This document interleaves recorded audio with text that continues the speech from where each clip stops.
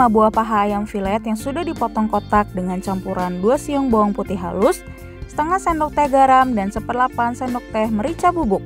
Gulingkan di atas bahan pelapis yang terbuat dari 100 gram maizena dan setengah sendok teh garam.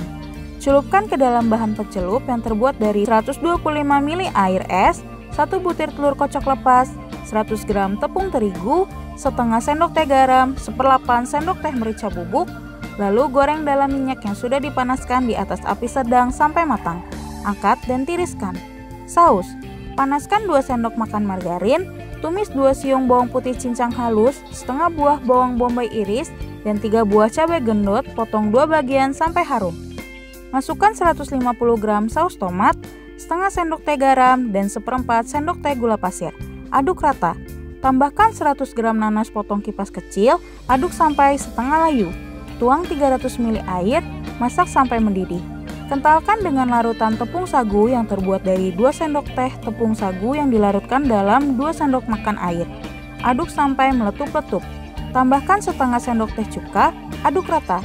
Masukkan ayam dan 1 batang daun bawang potong miring. Aduk rata.